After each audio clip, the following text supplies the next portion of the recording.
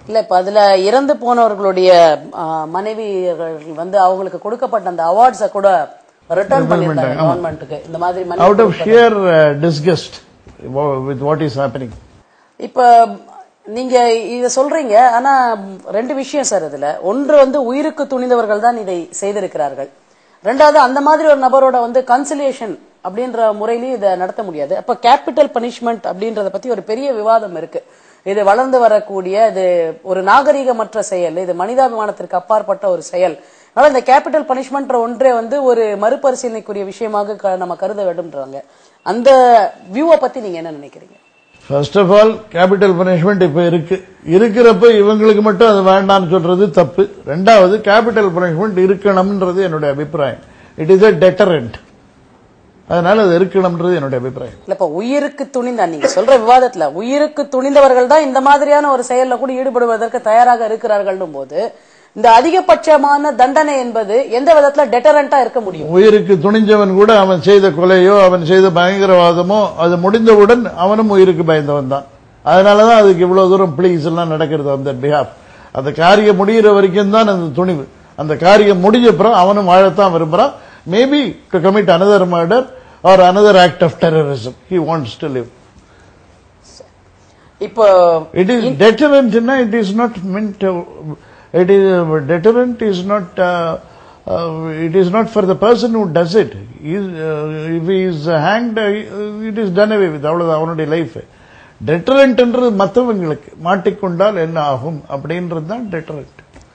இப்ப இந்தியன் மிலிட்டரியில வந்து 15,000 ஆபீசர்ஸ்க்கு ஷார்டேஜ் இருக்கு அப்படின்னு சொல்லி ஒரு அறிக்கை வந்திருக்கு.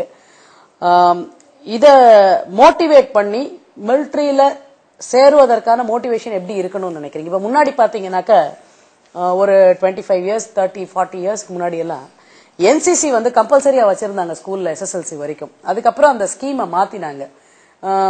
அதனால வந்து மாணவர்களுக்கும் மிலிட்டரிக்கும் இடையில வந்து இருந்த ஒரு சின்ன பிரிட்ஜ் கூட இல்லாம போச்சு, ஒரு மோட்டிவேஷன் பிரிட்ஜ்ன்றது. இந்த மாதிரி ஒரு ஷார்டேஜ் இருக்கு அப்படின்ற விஷயத்தை பற்றி நீங்கள் என்ன கருதுகிறீர்கள்? என்சிசினால ஒரு மோட்டிவேஷன் கிடைக்கும் மிலிட்டரியில போறதுக்குன்னு அவ்வளவு தூரம் எனக்கு தெரியல. நிறைய நாங்கெல்லாம் காலேஜில் படிக்க என்சிசியில இருந்தவங்க எல்லாம் நிறைய பேர் மிலிட்டரிக்கு போல மட்டும் வேலைக்கு தான் போனா. மிலிட்டரி சர்வீஸ்ன்றது it must be more remunerative also. அதை ஒரு பிச்சைக்கார சர்வீஸா வைக்கக்கூடாது. ஏன்னா அதுவும் இல்லாமல் அது லிமிடெட் பீரியடுக்கு தான் அது அந்த சர்வீஸ். அப்படி இருக்கச்ச military service must be highly remunerative. Number 1. Number 2, நல்ல ப்ராபகண்டா நடக்கணும். அதுவும் நடக்கிறது இல்லை. ஏதோ பெரிய ஆங்கில இதழ்களில் மட்டும் ஒரு அட்வர்டைஸ்மெண்ட்ஸ் கொடுத்து எல்லாரும் மிலிட்டரி சேருங்க, தேசத்துக்காக உழைங்க அப்படின்னு விட்டா போறாது. பெரிய ரிஸ்க் ஃபேக்டர் இருக்கிற சர்வீஸ் அதுல சம்பளம் கம்மியா இருக்கு. அது ரொம்ப தப்பு. அதை மாற்றணும்.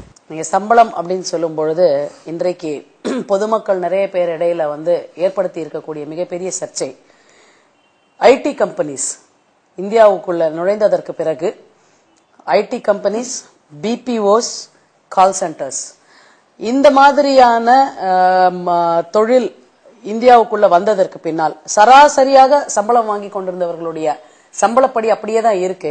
ஆனா திடீர்னு பாத்தீங்கன்னாக்கா சாதாரண சம்பளம் வாங்குவவனுக்கு இடையிலும் ஒரு ஐடி கம்பெனில சம்பளம் வாங்குறவனுக்கு இடையிலும் இருக்கக்கூடிய வேறுபாடு அல்லது கேப் வந்து ரொம்ப பெருசாயிடுச்சு. இதனால வந்து சராசரி சம்பளம் வாங்குபவர்கள் வந்து நகரத்தினுடைய எந்த முக்கியமான பகுதியிலையும் வாழ முடியாமல் கொஞ்சம் கொஞ்சமா நகர்ந்து நகரத்தை விட்டு வெளியே போகக்கூடிய ஒரு சூழ்நிலை இருக்கு. இப்ப எந்த இடத்துல பாத்தீங்கன்னாலும் ரெண்ட்ஸ் அப்படின்னு பார்த்தா ஒரு சராசரி சம்பளம் வாங்கக்கூடிய அரசாங்க ஊழியனால கொடுக்க முடியாத ஒரு ரெண்டா, பொருட்களுடைய விலை வாங்க முடியாத பொருட்களா. அதே மாதிரி ஒரு பிளாட் வாங்கணும் அப்படின்னா 30 லட்சம் ரூபாய் போன ஒரு 5 வருஷத்துக்கு முன்னாடி இருந்த பிளாட் இன்னைக்கு பாத்தீங்கன்னாக்கா 75 லட்சம் ரூபாய், 80 லட்சம். அது ஒரு கனவாக மாறிக்கொண்டிருக்கிறது.